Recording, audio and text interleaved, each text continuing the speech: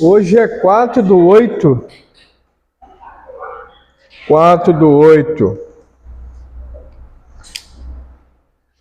Hoje a nossa aula, que é Introdução à Teologia, o tema dela vai ser a distinção entre a teologia e outros estudos. Correto ou eu estou errado?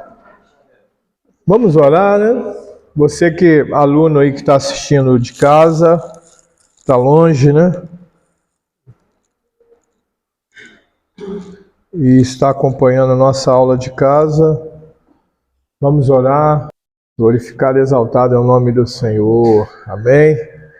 Retomando aí, nós ficamos 2 semanas, né, sem aula. A primeira foi por causa de quê mesmo? Não lembro. Não, foi 2 final de semana. O último é porque eu viajei. Ah, tá. Dia dos evangélicos, tá certo. Certo não tá, mas tá certo. Amém? Deus é bom, né? Pai querido, nós estamos em Tua presença nessa manhã, nessa escola. Ó Pai amado, nesse curso teológico ministerial, para o nosso crescimento ministerial, sim, o crescimento ministerial da Tua igreja, o avanço e o alcance da Tua igreja, Pai. Nós queremos alargar as estacas da nossa tenda, Pai. E o Senhor sabe o desejo do nosso coração e o sonho. Tudo aquilo que for desejo humano, desejo vaidoso, que o Senhor retire de nós, para que nós só consigamos enxergar o Teu reino e trabalhar apenas para o Teu reino e não para a nossa glória. Pai amado, nos encha, Senhor, de conhecimento, mas também não permita que o poder e a unção do Teu Espírito, Senhor, fuja de nós, por causa de nós mesmos.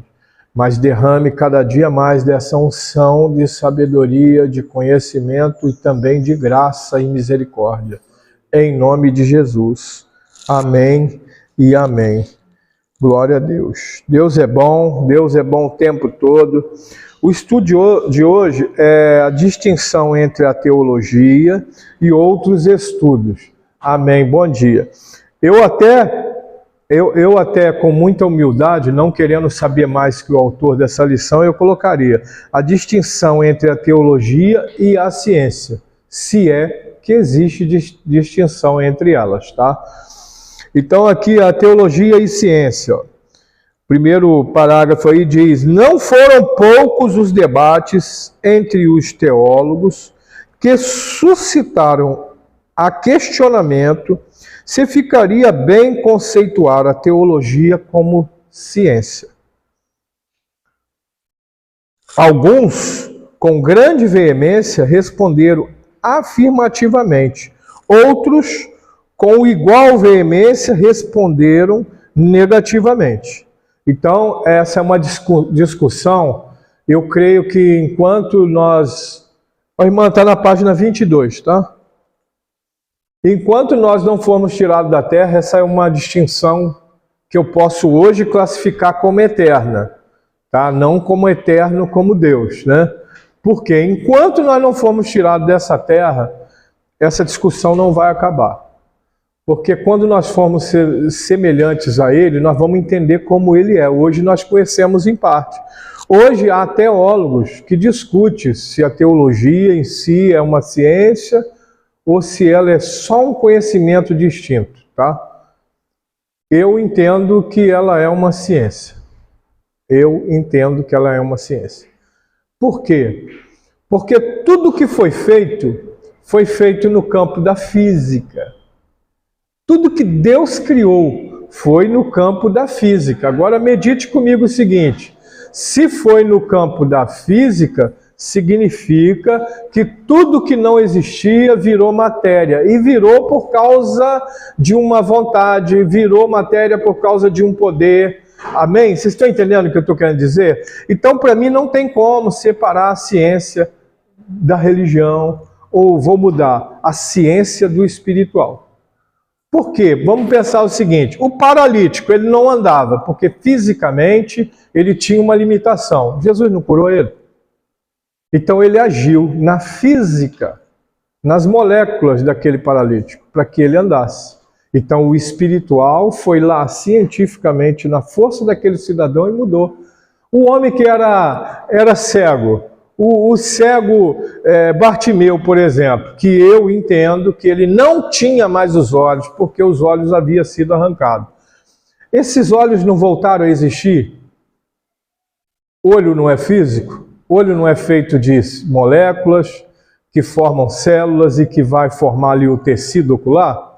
O nervo ocular, o globo ocular, a retina, a íris, tudo isso não vai ser formado e não é físico, porque é formado de moléculas que formam, as moléculas formam os átomos, não é isso? Os átomos, o agrupamento de átomos vai formar tecido, o tecido forma os órgãos, e aí apareceu o olho no menino e o menino voltou a enxergar, sendo que ele não tinha mais os olhos.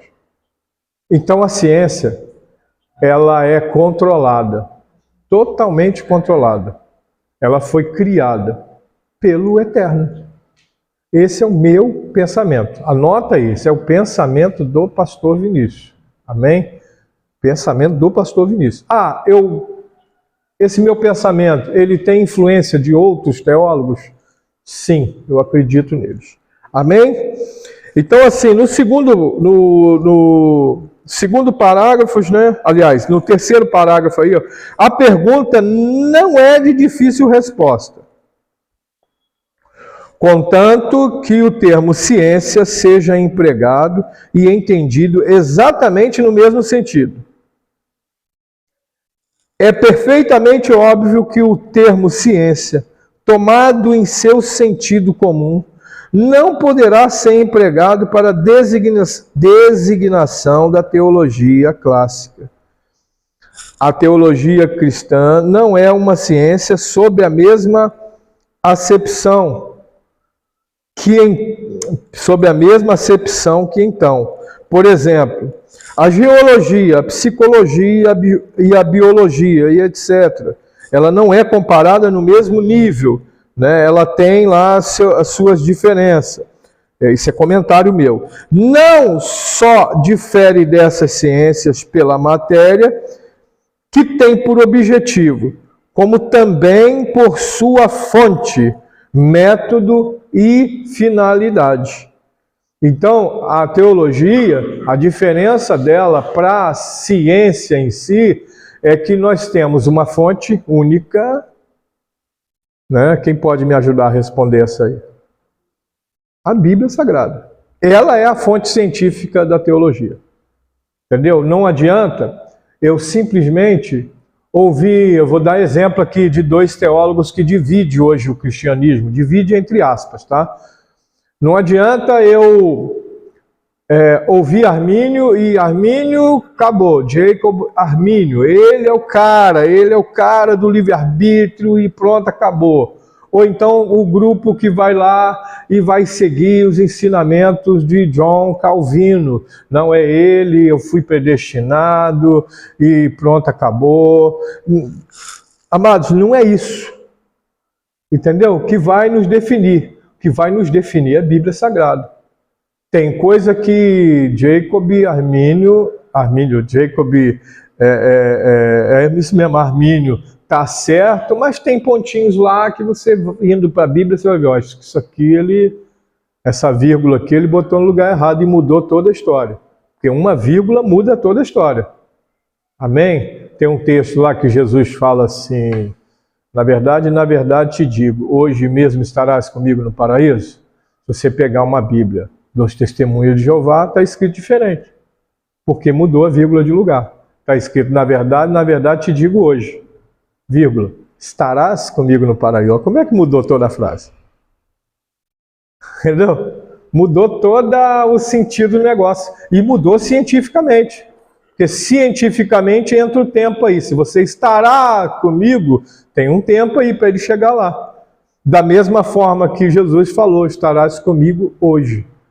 É a ciência do tempo, é a cronologia. Jesus Cristo deu uma data para o cara, hoje. Tremendo isso, né? Se você analisar isso minuciosamente, a gente vai descobrir que existe uma diferença muito grande no mundo espiritual. Mas nós estamos usando o que? A ciência do tempo, a cronologia, para determinar isso. Ok? Então a teologia, ela tem sua fonte, tem o seu método e tem a finalidade. O que é a fonte? A fonte é a Bíblia. O que é o método? É uma metodologia que foi criada. Hoje você vai comprar um livro de teologia, você vai encontrar lá teologia sistemática. Esse é um método que ele criou, um sistema para você aprender. Esse que nós estamos estudando aqui é baseado na teologia sistemática. Então por isso que a gente começou com essa matéria que parece ser chato, introdução à teologia. Porque depois, quando você começar a estudar os demais temas, as demais matérias, você vai entender com mais. Se a gente pular isso aqui, depois a gente vai ter que ficar voltando em pontos da introdução para a gente poder fixar o que a gente está falando. Então é o método, é isso aí, é o método da teologia sistemática. E a finalidade é a salvação de todos os homens. Pastor, por que é a salvação de todos os homens? Porque a Bíblia diz que Deus deseja que todos se salvem, que nenhum só se perca.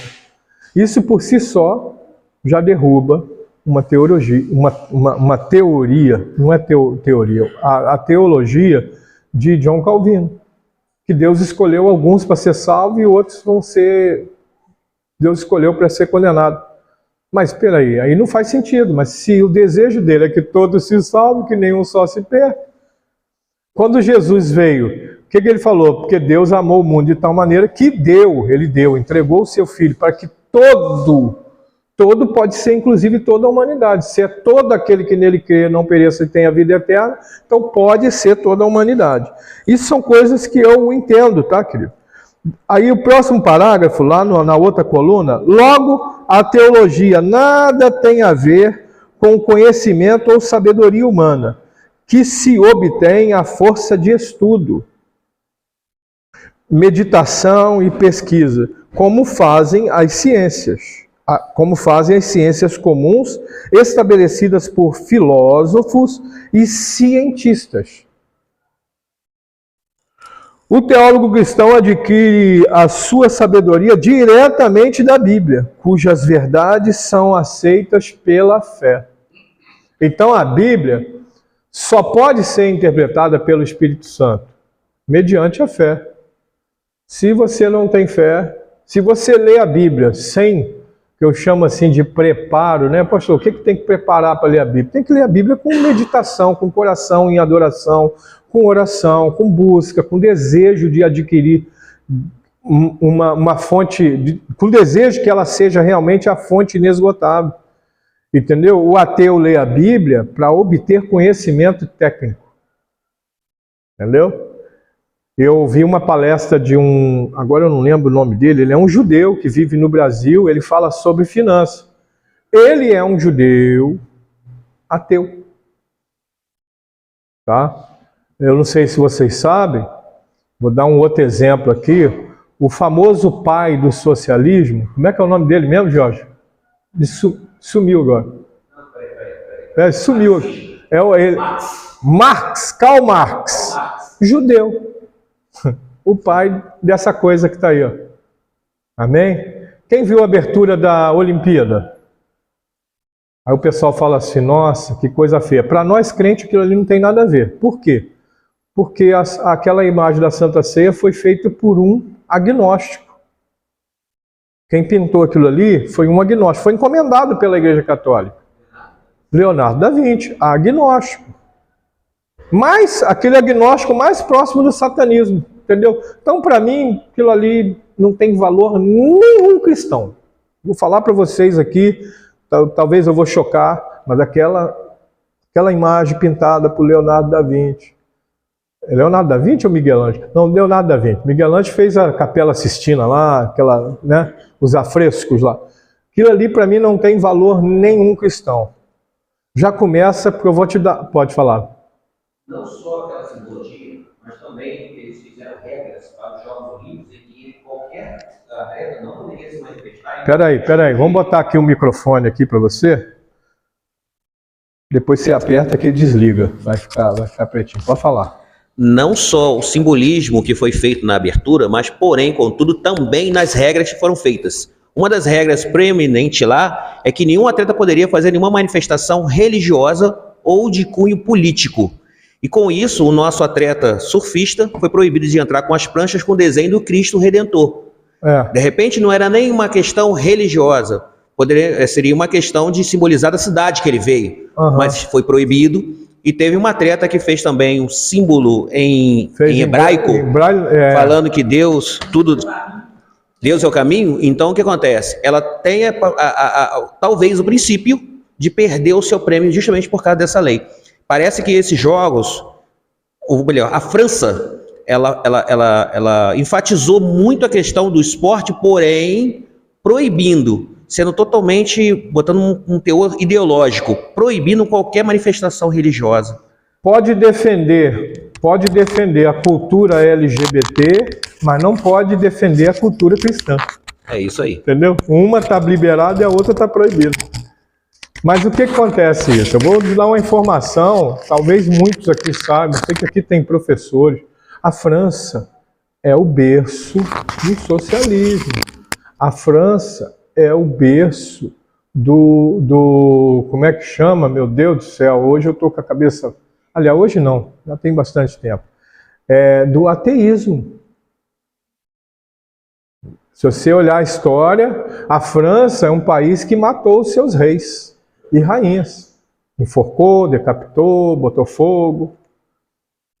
Entendeu? O cristianismo, o protestantismo não teve lugar nenhum, que ele foi tão combatido, tão perseguido. Aí entra a França e a Espanha. Entendeu? O protestantismo. Onde padres que eram protestantes foram mortos e por aí. Vamos entrar aí, senão a gente vai ter... Aliás, eu não ligo para, como é que ele chamou de haters, né? Hater qual é a tradução da palavra? Pessoas contrárias, né? Que vão contrariar uma ideia, né? Então, olha só. Onde foi que eu parei? Estabelecido por filósofos e cientistas. O teólogo cristão adquire a sua sabedoria diretamente da Bíblia, cujas verdades são aceitas pela fé. Nós já tínhamos lido. O homem possui conhecimento natural de Deus. E este conhecimento inato das coisas divinas pode, pela razão e pela experiência, ser alargado. Pode, por meio de meditação e estudo, ser ampliado tanto intensivo como extensivamente. Já o Evangelho da redenção de Cristo não está situado dentro dos limites do natural conhecimento do homem pecador. É um mistério cuja graciosa revelação deve-se inteiramente a Deus e só se é conhecido pela fé nas Sagradas Escrituras. Então, assim, o que acontece? A redenção, o homem, ele vai buscar o divino. Por isso o homem vai buscar o divino, isso é um vazio que tem dentro do ser humano. Ele vai buscar através do esoterismo, ele vai buscar através do espiritismo. Aí o espiritismo, eu abro o leque aí para as religiões afro, né, de matriz africanas. Isso é a busca do ser humano pelo divino. Quem foi que disse para um indígena lá na mais longínqua terra, aqui no nosso país, né, na Amazônia, que existe um Tupã? Tupã para eles é Deus, tá? Não é o nome de Deus, tá? Porque às vezes tem gente que vira o negócio aí. Ah, Tupã é o nome de Deus. Não, o nome do Deus dos indígenas. Não, a palavra Tupã significa Deus. Quem foi que disse para ele que Tupã criou o rio, Aí o rio tem um nome de um deus, criou a floresta, entendeu? Lá eles falam muito sobre o Manitou, que é o deus da floresta. Quem foi que disse isso para eles? É a busca incessante do ser sobre o divino.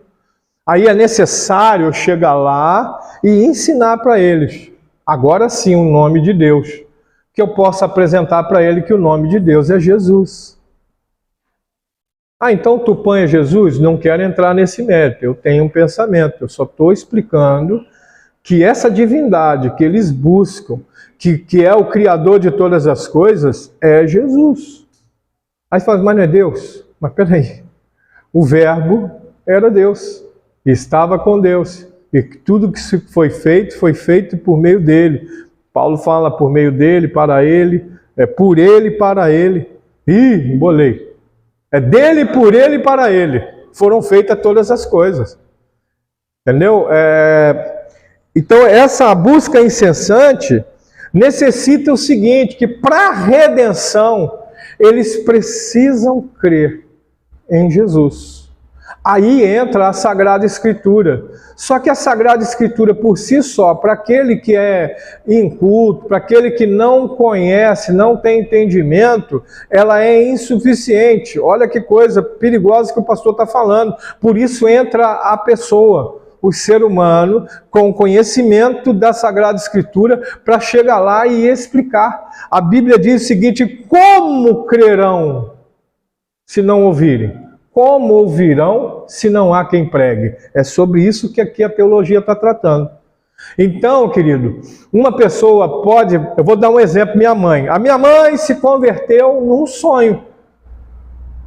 Ela não estava num culto, levantou a mão e se converteu. Não, ela se converteu num sonho. Acordou convertido. Louca, era 3 e pouca da manhã, de madrugada, louca para amanhecer o dia, para ela ir contar para o vizinho que era pastor, que ela encontrou com Jesus no sonho. Mas o que acontece? Esse povo que ela foi lá correndo, eles davam testemunho, eles oravam pela vida dos vizinhos, amém? E volta e meia falava de Jesus para minha mãe. E a minha mãe até debochava deles, entendeu? Minha mãe debochava de crente, querido. Debochava. Então, o que acontece? O sonho dela, no meu ponto de vista, foi o desabrochar da semente que já vinha sendo plantada e regada. Porque a oração é como se fosse regar a semente. Então, eles pregaram para ela e eles, através da oração, eles regavam. Fora o testemunho que eles davam. Amém? Eu lembro muito bem do senhor Osmar, hoje é pastor. A gente chamava ele de Marinho, pastor Marinho, a sua esposa, dava assim um testemunho tremendo no lugar onde moravam, né, na vizinhança. E isso tudo é semente.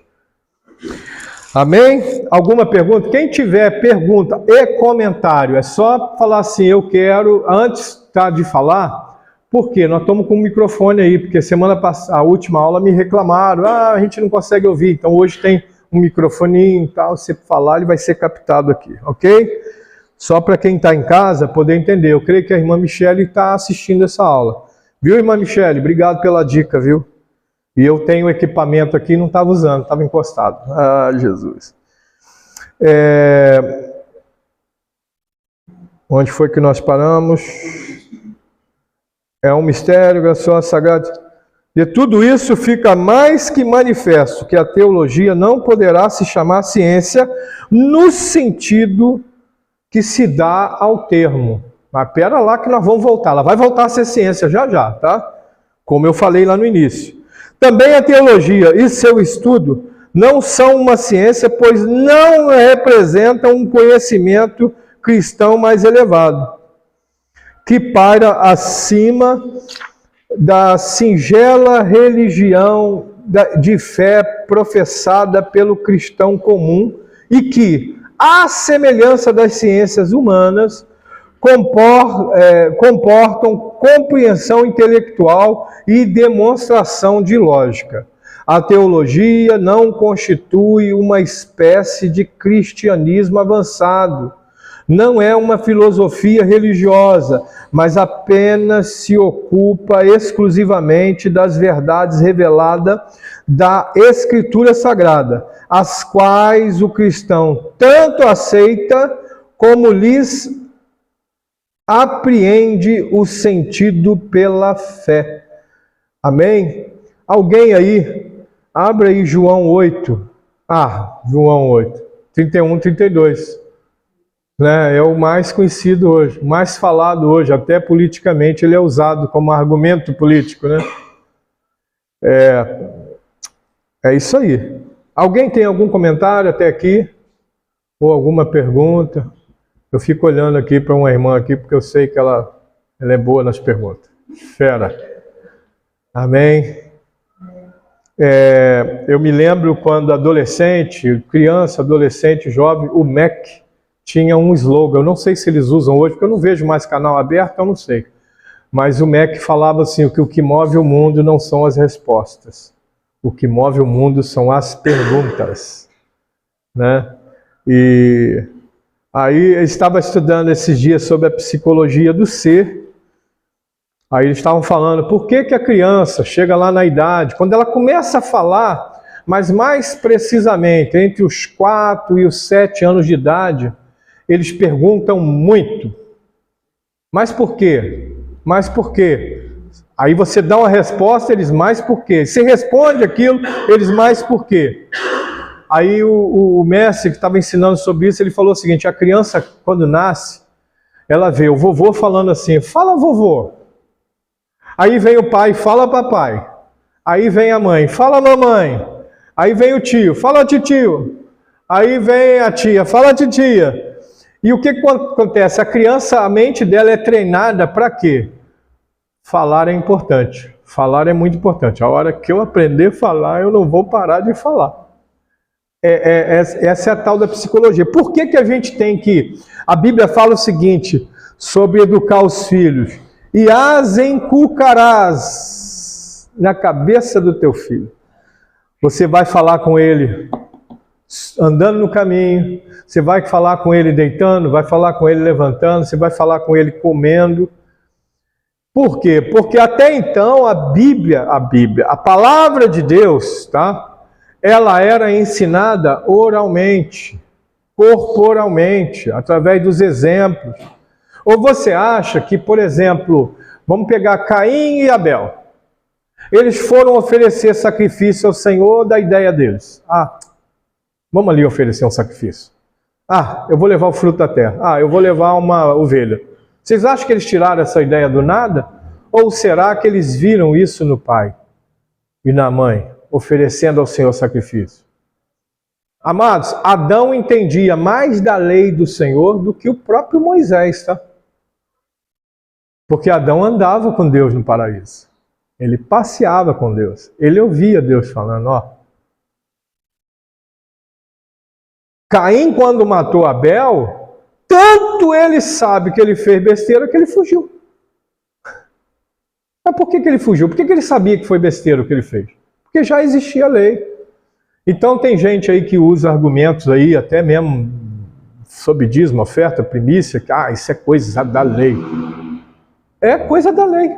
Só que a lei não é a lei, eles falam que é a lei de Moisés. A lei que nós seguimos não é a lei de Moisés. A lei de Moisés foi feita para os judeus, porque os judeus ficaram 400 anos no Egito. 400 anos, se não me falha a memória, pode-se calcular aí em torno de 6 gerações. Eu acho que a média de uma geração é 80 anos. Então nós tivemos em torno aí de 6 gerações no Egito. E às vezes para você mudar uma cultura, você só precisa de 80 anos para mudar toda uma cultura, uma geração. Aí a cultura que nós estamos vivendo hoje, aqui consegue viver sem isso? Dá para viver sem isso? Não dá mais. Não dá mais. Até porque acabaram-se os orelhões. Onde que tem orelhão aqui? Parece que tem um aqui na frente da escola, pelo menos tinha. Não funciona. Entendeu? Quem tem, tem porque guardou como relíquia. Telefone. Esses dias alguém estava falando contra a privatização. Eu falei, não, eu sou totalmente a favor. Porque quando eu vou falar do que eu conheço, Telerge, aqui era Telemig, né? A Telerge, quando existia a Telerge estatal, você para conseguir uma linha telefônica levava 10 anos. Você tinha que botar seu nome na fila.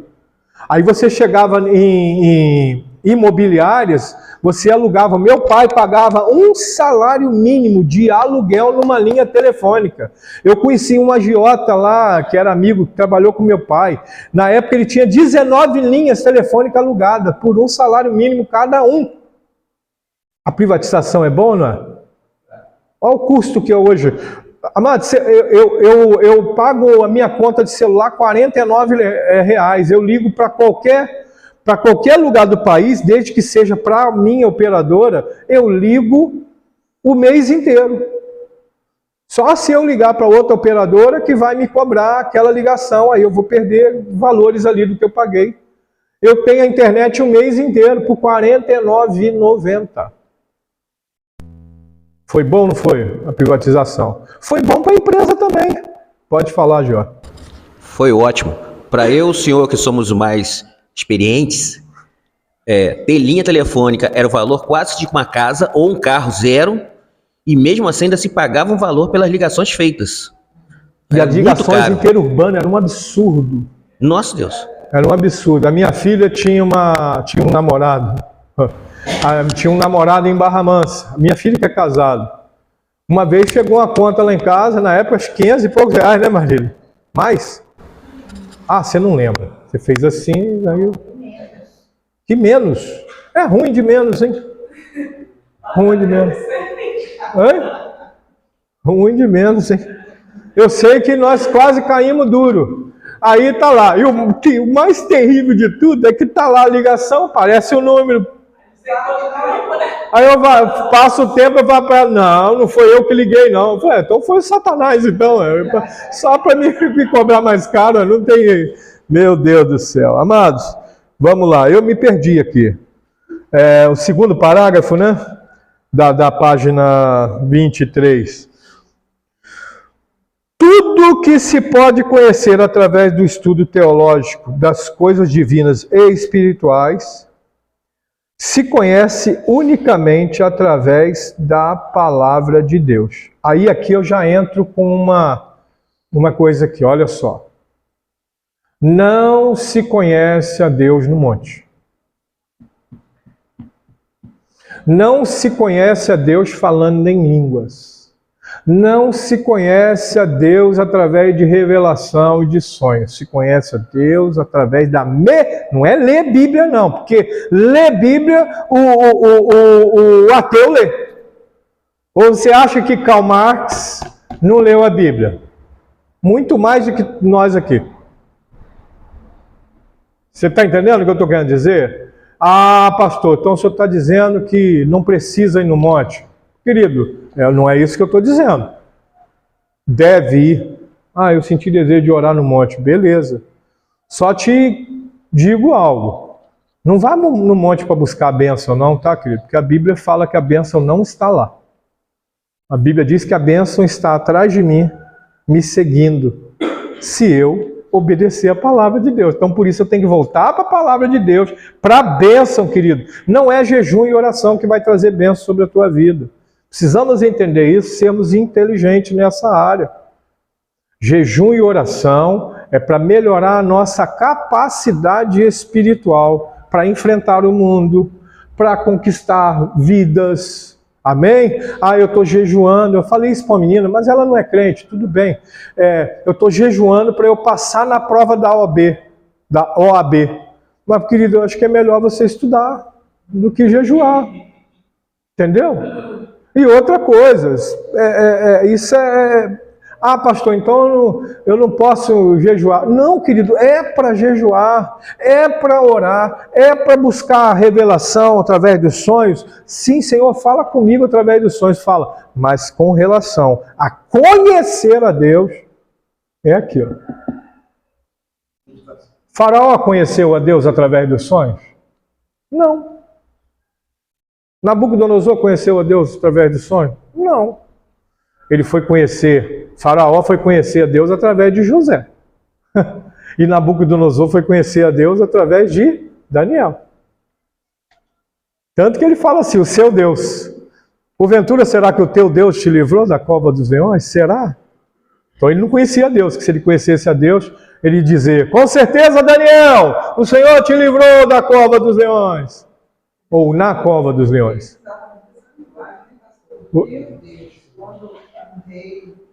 Passa o microfone para a irmã aqui, senão o pessoal lá não vai te ouvir.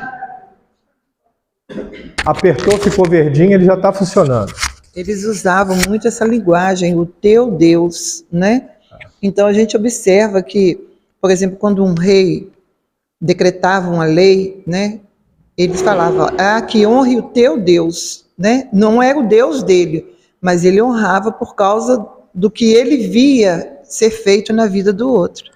Né? É isso aí. O próprio rei Agripa falou o que com Paulo? Cara, parece que você está delirando. Em outras palavras, Paulo, você parece um louco. E por pouco eu não me persuado a me converter a esse Cristo. Entendeu? Então, como eles vão crer? Né, Everton? Até lembrando aqui, o Everton está aí.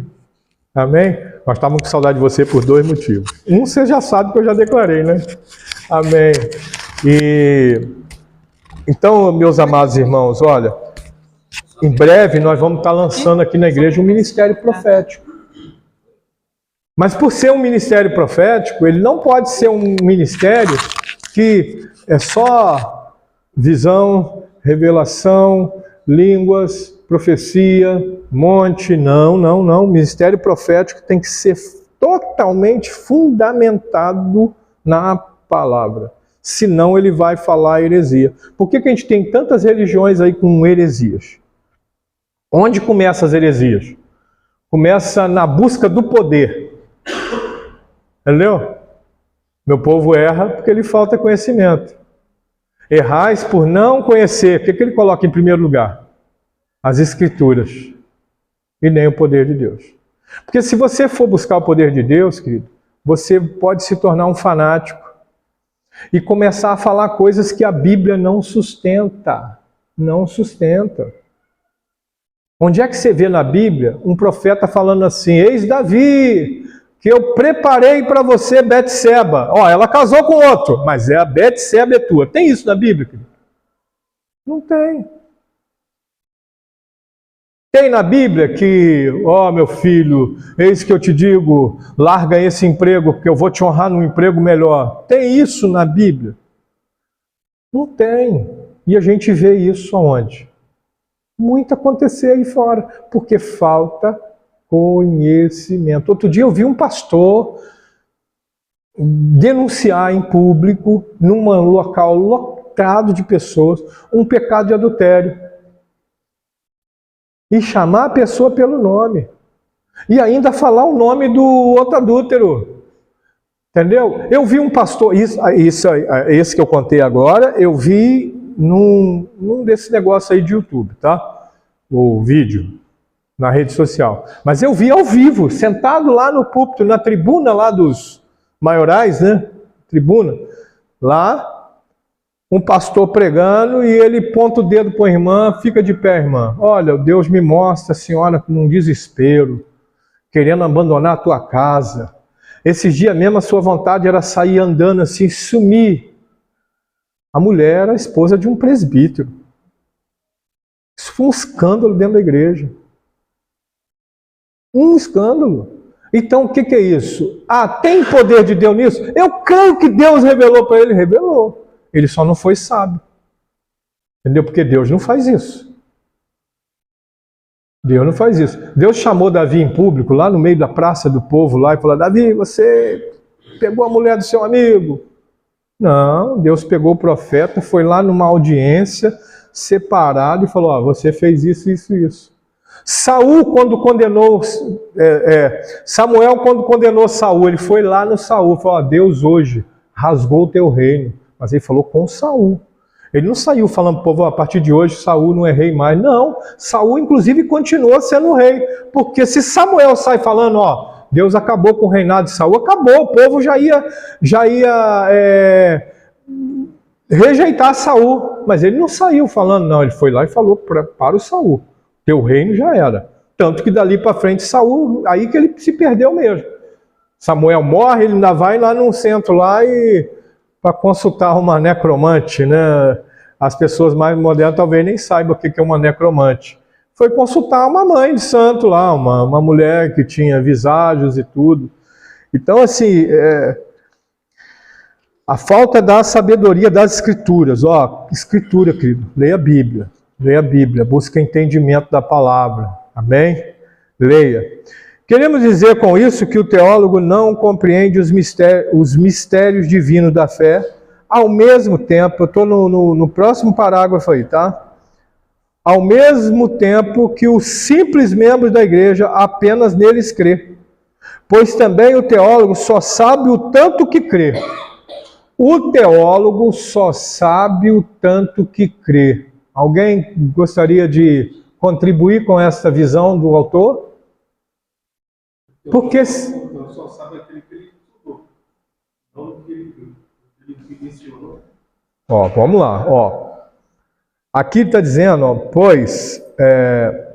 vamos lá, queremos dizer com isso que o teólogo não compreende os mistérios divinos da fé, ao mesmo tempo que os simples da igreja apenas neles crê. Então, o que acontece com o teólogo? Onde que alguns líderes até não querem que os membros estudem teologia, por causa da formalidade da letra. Ele vai entrar para a formalidade da letra e vai querer explicar tudo. Esse é um problema do teólogo, querer explicar tudo, entendeu, Ramon? O teólogo, ele quer explicar tudo. Eu vejo algumas pessoas aí me fazendo perguntas que eu não sei. Vocês já viram eu tentando responder? Se eu não sei, eu não sei. Oi? Exatamente, e tem coisa que hoje eu não posso explicar. Como é que eu vou ficar explicando aqui para vocês trindade? Nós vamos ficar aqui, dando os exemplos mais chulés que existe. É como ovo, porque o ovo, se ele não tiver gema, não é ovo. Ou se não tiver clara, não é ovo. Ou se tiver casca. Cara, isso está muito longe de explicar a trindade. A trindade nós só vamos compreender, se é que vamos compreender, como nós fomos semelhantes a ele. A Bíblia já diz que hoje nós conhecemos ele em parte. Então, olha só, os mistérios divinos da fé, ao mesmo tempo que os simples membros da igreja apenas neles crê. Ou seja, como ele não tem esse conhecimento técnico, ele prefere crer no que a Escritura diz. Você já viu teólogos que vêm e falam assim, vou falar um exemplo aqui. No dia em que Pedro negou Jesus. Aí já tem gente falando o seguinte, que ali não foi um galo que cantou, era uma trombeta que na troca da guarda era tocada, e essa trombeta chamava galo. Aí eu pergunto para você o seguinte, se era um galo, se era uma galinha, se era um ganso, se era um pato, qual é a relevância? Ou se era uma trombeta, qual é a relevância? A relevância é que Jesus falou, antes que o galo cante, 3 vezes me negarás.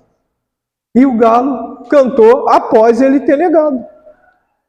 3 vezes. Pronto, acabou. Mas aí vem o teólogo querendo desmontar uma coisa na mente para criar o seu argumento, ou às vezes até para, como é que eu vou falar?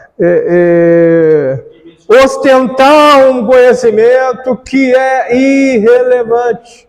Vai mudar o quê? Gente, olha tudo que Jesus... Vocês já viram falar aqui na igreja? Amados, vocês terão lutas, mais aflições que é igual tribulação. Eu já falo isso sempre, não falo?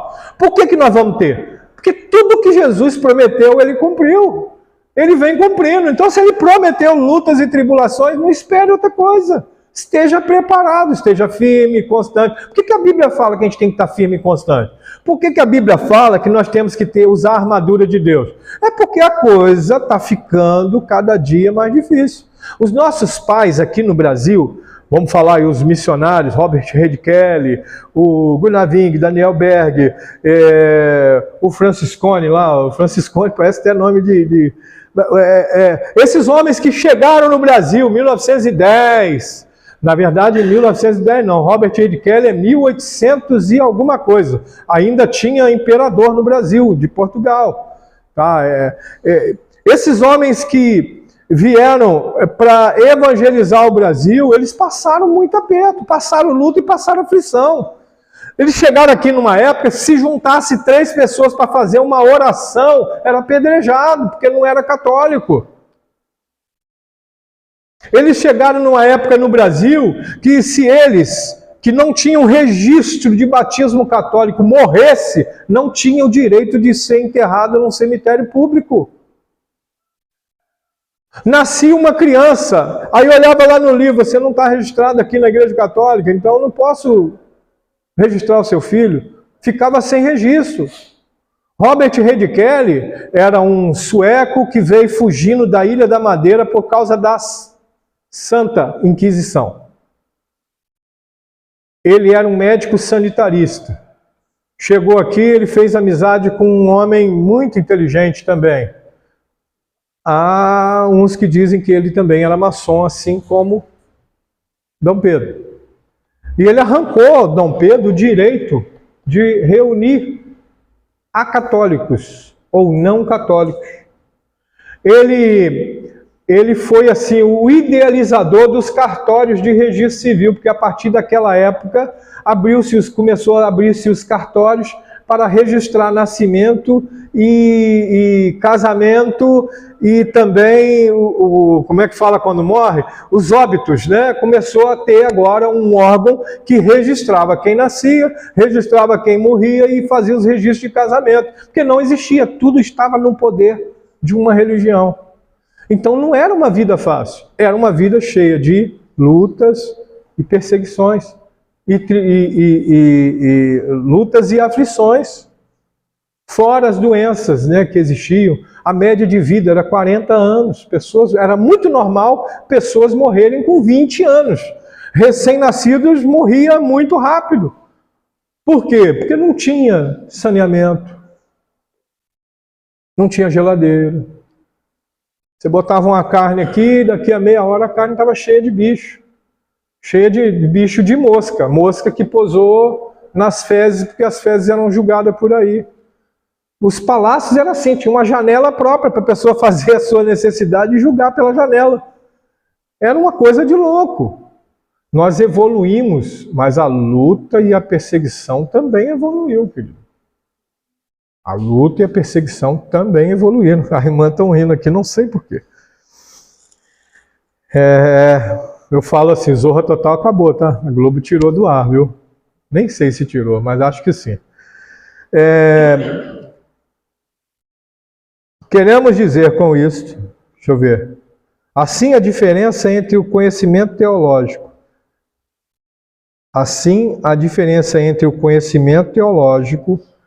entre o estudante de teologia com relação ao cristão normal, reside no grau e não na qualidade. Dá para a gente entender essa frase aí? Grau e não qualidade? Grau é a intensidade com que a pessoa estuda. Quanto mais você estudar, quanto mais você ler. Quem já leu a Bíblia uma vez, 2 vezes, aí está lendo a terceira, vai entender, vai ter a sensação seguinte, esse versículo aqui, parece que eu nunca tinha lido ele. Acontece isso, Ramon? Acontece isso? Você leu a Bíblia, aí depois a irmã estava falando esses dias, aí você vai ler, é engraçado, eu já li esse livro todo, e eu não tinha prestado atenção. Por quê? Existe uma interação espiritual. O bispo André Ivantes, ele falava o seguinte, né? Não sei, eu não tenho ouvido ele falar hoje, mas na época que eu estava com ele, ele falava o seguinte: quando a gente lê a Bíblia lê a gente. É tremendo isso, né? Eu estou lendo a Bíblia e ela está me lendo. Né? Pega o microfone. Não fala sem microfone. Aperta aí na hora que acender o verdinho. Lá em Jó, 42, versículo 5 fala: Antes eu te conhecia só de ouvir falar, mas agora eu te vejo com os meus próprios olhos.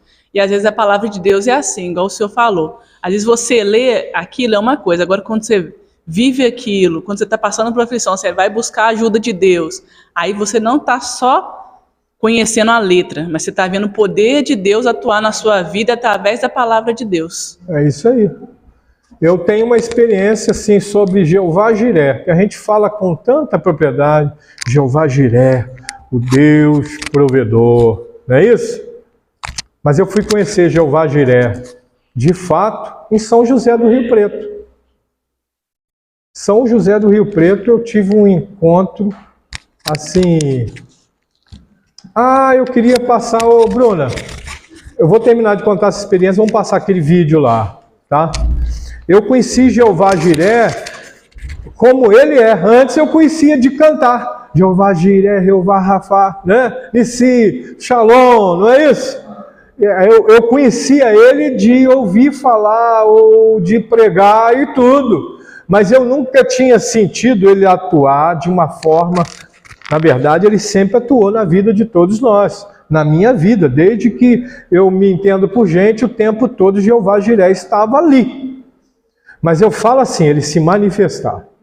Eu fui conhecer ele em São José do Rio Preto. Quando do nada, quando eu falo assim do nada, nada acontece do nada, né? Porque quando Deus fala, ele traz à existência aquilo que não existe. Ele do nada, ele levanta alguém para trazer um sustento, ou para trazer um mantimento.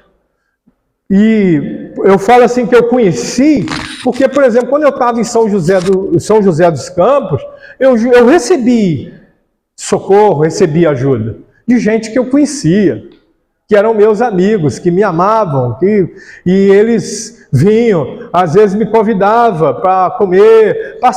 Eu já passei passageando assim, sobrenatural, de chegar com R$30 e ter um banquete, né, Marília? Juntava eu, o Fernando, que talvez vai ver aí, a esposa dele, a gente juntava e R$30 de um, R$30 de outro, e de repente a gente fazia um churrasco. Sobrenatural, né? Porque fazer churrasco com R$60 hoje é possível quase, né? Hoje é possível, né? Principalmente se rolar aquela picanha, né? A picanha. Mas vamos lá, oh Deus. Deus é bom. Então, amados, lá não, em São José do Rio Preto, é gente que eu não conhecia. Você imagina uma pessoa parar no portão da tua casa, bater na porta, aí vem a questão das conexões, a gente fala isso sobre as conexões. Ô pastor, tudo bom? Seu pastor Vinícius, né? Eu falei, sou eu mesmo. Então, rapaz, eu conversei com o pastor... Oh, meu Deus, eu gosto... Luiz Carlos, eu falei para ele que eu estava com uns negócios para abençoar alguém aqui, e ele me indicou o senhor. E o pastor Luiz Carlos não era uma pessoa que eu conhecia muito tempo, eu conhecia ali em São José do Rio Preto, entendeu? Fui na igreja dele, ele veio na minha igreja, né, Marília? Aquele grandão, uma bênção ele, é amoroso, é missionário, tem não sei quantas crianças adotadas na África, é um ministério tremendo dele. Aí ele falou comigo assim, então eu vim trazer umas coisinhas aqui para abençoar o pastor não repara não. Eu falei, não repara não, abri assim, meus menininhos, né, tudo ali, e ele abriu um porta-mala de um Gran Siena, que é aquele porta-mala, e o porta-mala até teve um negócio que caiu assim, de tão cheio que estava. E na minha cabeça, irmão, olhando aquilo, a minha pequeninice mental, eu achei que ele ia tirar umas 4, 5 bolsinhas, ele descarregou o porta-mala. Isso próximo do Natal. Mas eu nunca tinha comido, eu já contei isso aqui, eu acho. Eu nunca tinha comido copa lombo na minha vida. Aquela temperada, não sei se é sadia, seara, não sei o que é. Aquela que você só bota no forno e o resto é o forno que faz, né? E tudo, eu nunca tinha comido um trem desse. Até isso veio. Bolachas ou biscoitos, só tinha balduco e piraquê. Leite, umas 3 caixas de leite fechado, mais 2 sacos de leite em saquinho congelado. Assim, não tem, nós tivemos que repartir, porque a gente ia perder coisas. Né, Marília? Foi uma coisa assim tremenda de falar assim, ver Deus. Eu me lembro dos meus meninos, né, que ele trouxe aquelas pipoca doce. Eu também não gosto daquela pipoca doce, não. E os meninos não gostam. Aí eles viram o pastor e falam assim, meus meninos tinham 6 anos, quase 7 anos, né? Falaram assim, essa pipoca aí a gente não gosta, não. Falou pro pastor, o pastor falou, não gosta? Então abençoa alguém, algum amiguinho seu e tudo. Ah, então tá. Assim, na simplicidade, eu com vergonha, o pastor, perdão, falei, não, querido, da boca da criança que sai o perfeito louvor. Isso aí eles estão louvando a Deus, você não sabe. Eles estão falando a verdade. Quando a gente fala, olha só, quando a gente fala a verdade, a gente louva a Deus. Ou quando a gente fala mentira, quem é que a gente está louvando? Amém, queridos? Gente, fala para mim da hora aí, tá quase na hora, né? 5 minutos, falta. 10 e 5 agora. 10 e 5? Jorge, depois tem que, eu acho, não sei se é pilha, esse relógio está atrasando muito. Ali são 7 para as 10. Ah, é o videozinho, vamos lá, passa aí. Falando sobre ciência, pois não. Enquanto vai entrar a situação do vídeo, pastor, às vezes as pessoas não levam muito em consideração isso.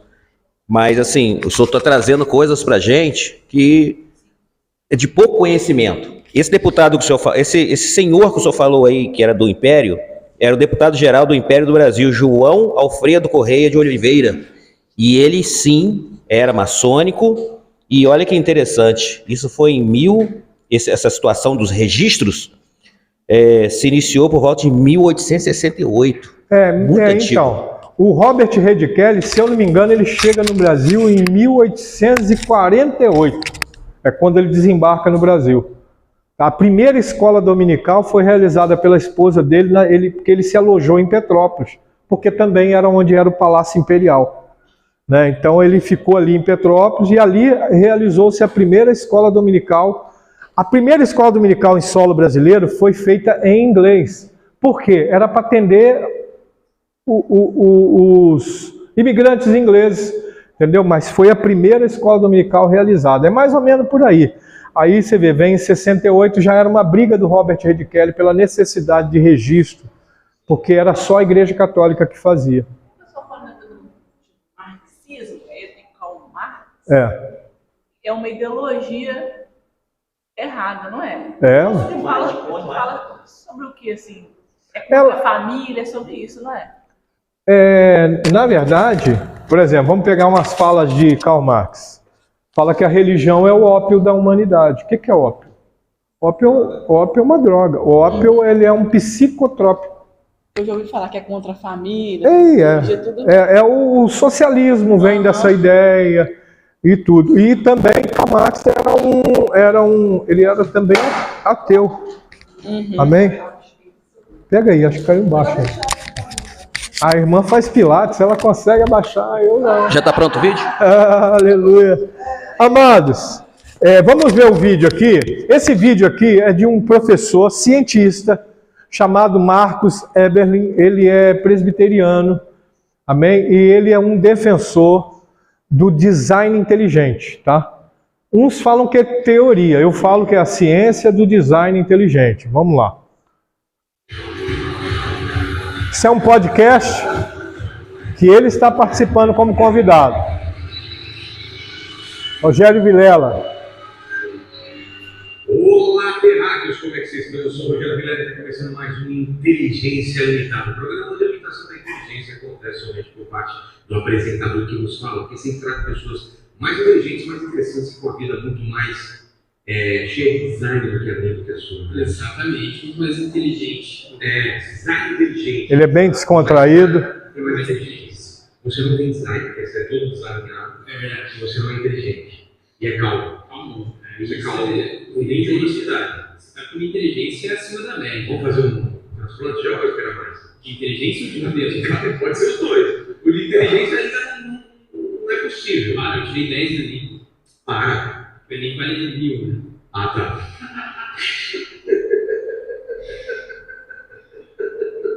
Fala aí qual pessoa vai participar hoje, Paquito. Galera, é o seguinte, as regras já estão fixadas aí no chat. Você pode mandar seu superchat aí pra gente com a sua pergunta ou com o seu comentário que a gente vai ler aqui no final pro Marcos, a sua pergunta ou o seu comentário. Lembrando que a gente vê as melhores aí, às vezes vocês mandam muita coisa e tem coisas coisas que o Marcos respondeu no livro Exato e tal. Então fique esperto aí, às vezes tem uma coisa que você mandou que ele já respondeu. Fechou? Aí fechou. Vamos mandar bala aí, eu sou de tudo. Marcos, obrigado por ter vindo. Faz tempo que o pessoal está pedindo você, faz tempo que não está tentando, deu certo agora. Eu peço, antes de mais nada, que você dê suas credenciais para essa câmera aqui, ó. Se apresente para o pessoal. Sim, é um privilégio muito grande estar com você aqui, Miguel. Sempre que você chamar, está aqui. Fechou? Claro, fechou. Eu sou o professor Marcos Eberle, eu sou professor, pesquisador, escritor, químico, um pouco de bioquímico, um pouco de cosmólogo, agora astrônomo, estou aprendendo um pouco sobre o universo também. E sou também presidente da Sociedade Brasileira do Design Inteligente, essa teoria que nós vamos falar aqui um pouco sobre ela, né? E também presidente da Sociedade Brasileira de Espectrometria de Massas, sou pesquisador, tenho um laboratório de espectrometria de massas, não é uma ciência que faz macarrão, tá bom? Mas tenho também uma história como pesquisador, trabalho com química, com análise, desenvolvimento de metodologias. Hoje estou na Universidade Brasileira, na 500 melhor Brasil, de momento lá, e também trabalho na coordenação do MACGraph, que é o Instituto de Pesquisa em Grafeno, essa molécula sensacional com várias aplicações. Tá certo. Grafeno, nós andamos ouvindo falar muito nele aí, né? Fala para ele qual que é. O Vilela, ele é safado, ele é interesseiro. Sim, peço presentes para os meus convidados. Sim, claro. Por exemplo, eu tenho, esse é o último, eu quero ouvir o último. Vamos lá, então os dois, pode? Pode. Ai. O primeiro é o presente mais inútil que da história não vai. Só vou adiantar um pouquinho, porque é o que eu quero ver. Dark e origem das espécies.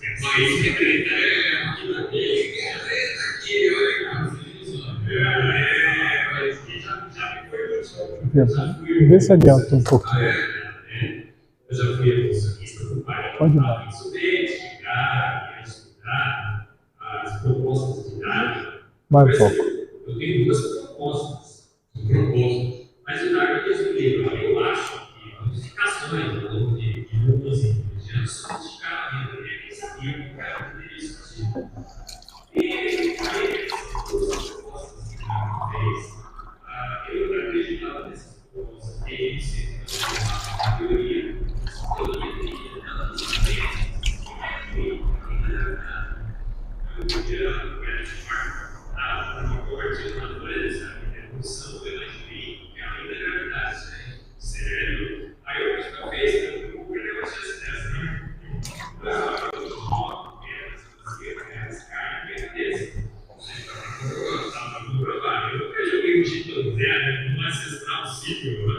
e caiu o ano, né? E temos evidências. Eu fui investigar para a química, não é? Eu sou químico, porque a química é tudo e tudo é químico. E fomos investigar para a química as propostas de Darwin. A seleção natural, ela não seleciona o mais rápido, ela sempre foi o mais debilitado. As mutações são deletérias, defeitos causam defeitos. E os milhões de anos, a foto do James Webb mostrou que o universo é jovem. Então, olha, a origem das espécies, o livro que já me foi muito útil. Hoje eu percebo que é o livro mais inútil que a gente poderia ter. Olha, eu comprei o volume primeiro para você, tá bom? Tá bom. Eu bem, você lê o primeiro volume, você já desiste, você não precisa do segundo e do terceiro. Vou querer entender, porque o Peru teve a semana passada e eu acho que aí o livro do Peru. É isso. E ele é frontalmente contra isso, hein? E o segundo é esse, né? Que é baseado no TD. Eu brinco, né? Outro dia um amigo meu disse assim, Marcos, em política a gente nunca deve falar sobre os inimigos. Não deve dar palco para os inimigos. Aí eu trouxe o livro do Peru. O Peru não é meu inimigo, é meu amigo. O Peru lá quer ser o livro. Ele inclusive falou aqui que debateria tranquilamente contigo. Sim. Agora, olha só, Darwin sem frescura. Como a ciência evolutiva ajuda a explicar algumas polêmicas da atualidade. Então, a Darwin morreu. Esse livro eu ganhei já do Peru e cá pra gente aqui, com dedicatórias. Darwin morreu. As ideias de Darwin morreram. Não explica mais nada. A ciência evolutiva. Então esse é um livro que me era útil. Mas não tem nada que substituiu a teoria do design inteligente. Sim, perfeito. Então, olha, meu amigo Perula, né, eu já fui evolucionista como você, Perula. Então, você quer que ele venha do seu lado também. Quase. Tá quase? Eu acho. Olha só. E o Perula, né? Eu nasci os bravos com ele, não tem? Tá bravo com ele, cara. Por quê? Porque eu acho que o Perula é muito inteligente. Ele é inteligente demais. Bom, E ele está percebendo. eu queria que vocês entrassem. Ele tem um canal próprio dele, tá? Marcos Eber. Ser assim mesmo. E no canal dele ele ensina muita coisa. Você vê que ali que ele já foi, como diz uma linguagem mais popular, ele já foi de voadora no peito. Darwin morreu. Mas ele não está falando da morte do ser humano Darwin, ele está falando da teoria dele. Já morreu. 6 milhões de anos, 15 milhões de anos, já morreu. O nosso planeta, igual ele falou ali, é jovem. Não é isso tudo. Os dinossauros, por exemplo, pode desligar. Os dinossauros viveram 15 milhões de anos. Nada, encontraram fósseis de dinossauro ainda com osso, com sangue nos ossos. Ou seja, impossível se eles tivessem, por exemplo, 1 milhão de anos. Então é muito provável que a Terra não tenha nem 1 milhão de anos. E isso é muito bom para o nosso conhecimento, para a gente entender até mesmo a palavra de Deus. Por quê? Quando eles falam que a Terra tem 100 milhões de anos, a Bíblia fica mentirosa. Entendeu? A Bíblia entra aí num estado de mentira. Então é bom a gente conhecer que tem cientistas. Você viu ali, o cara é bioquímico, é químico, ele é mais outras coisas ali que agora eu não me lembro. Então assim, é um cara, e ele não está sozinho, ele é só o presidente da Associação do Design Inteligente no Brasil. Mas tem muitas outras pessoas formadas em ciências que corroboram com a mesma linguagem, com a mesma ideia, e são ideias que não contrariam a Bíblia, e não são forçadas. São ideias, não são tão forçadas, aliás, não são forçadas como a teoria do design, da evolução de Darwin. Aquilo lá é forçado. Então, o que a gente leu aqui corrobora com isso aí. Porque Darwin era um teólogo, inteligente, estudioso, Não, ele conhecia muito. Um monte desses codinomes. E o Weber, o Marcos Eber, também. Só que um tem a fé e o outro não tem a fé. O outro não tem a fé, o outro era ateu também, né? Eles querem explicar a inexistência de Deus, mas é impossível. Impossível. A teologia só explica com fé. Sem fé, você não é o primeiro estudo. E o principal argumento deles é: cadê Deus? Eu falei para um ateu aqui da cidade. Mas sem fé é impossível. Eu falei para um ateu aqui da cidade. Ele, conversando, ele tem um bar, e ele falou: Deus não existe. Eu falei: não, você está certo. Olha, como assim? Você vai concordar comigo agora? Eu sou ateu. Eu falei: não concordo com o ateísmo, mas você dizer que Deus não existe, você está coberto de razão. Porque só pode existir aquilo que foi criado. Deus não foi criado. Deus é. Aí que ele ficou com o parafuso solto na cabeça. Entendeu? Deu um nó na cabeça dele. Falei: rapaz, Deus é. Se Deus existisse, não havia tanta desgraça no mundo. Por exemplo, eu falei para ele, por exemplo, desabamento de terra é culpa do homem. Morreu tanta gente lá num desabamento de terra, a culpa do homem. Ele construiu de maneira errada, no lugar errado. Porque a tempestade. Não, isso aí sempre existiu na história da humanidade. Sempre teve tempestade, sempre teve maremoto, sempre teve terremoto a partir do dilúvio, tá? Terremoto a partir do dilúvio. Aí pergunta lá com o Marcos Eberlin que ele vai explicar para vocês. Ele está botando a culpa em Deus. Em Deus. Algo não existe. Não, ele está dizendo o seguinte, que se Deus existisse, não iria existir as catástrofes. Mas, poxa, todas as catástrofes que existem sobre a Terra, de uma certa forma, tem o homem como principal culpado. Principal culpado. Aí eu, como creio na Bíblia, só existe espinho por culpa do homem. Porque a partir do pecado, Deus permitiu que nascesse abrolhos, espinhos, ervas daninhas, essa coisa toda aí, a partir daí. Praga, micróbios que vieram com potência. Não foram os micróbios que vieram para nos atacar, foi o nosso corpo que ficou sensível a eles, porque nós perdemos aquela essência da perfeição. Amém, querido? Vamos agradecer ao Senhor por essa aula hoje. Muito obrigado pela sua participação. Você que está em casa, obrigado. Você que vai assistir depois, obrigado também. Hoje à noite, 19 horas, eu quero fazer um pedido aos irmãos. Principalmente você que é amante, que é apaixonado. Hoje, 19 horas. Nós temos algo para fazer hoje. Nós precisamos que os irmãos cheguem às 19 horas. Amém? Porque antes de começar o culto, nós vamos fazer uma atividade aqui. E eu preciso dos irmãos aqui em nome de Jesus. Amém? Culto começa às 19 horas. A grande verdade é o seguinte, qualquer um que chega depois desse horário entrou num nível de desobediência. Pesado isso, né? Pastor, é pesado. Não quero lançar maldição sobre vocês não, tá, amado? Nós temos livre-arbítrio, né? Amém? Nós temos livre-arbítrio, não temos? Eu não tenho, não. Eu já abri mão dele. Eu faço... Nem sempre eu faço também tudo que Deus quer, não. Eu erro muito. Amém? Vamos orar? Alguém quer fazer essa oração de agradecimento a Deus? Faça no microfone, por favor. Cadê o microfone? Pode orar aí. Ó Deus, nós somos gratos a Ti por Tua palavra, pela revelação dela no nosso coração nessa manhã.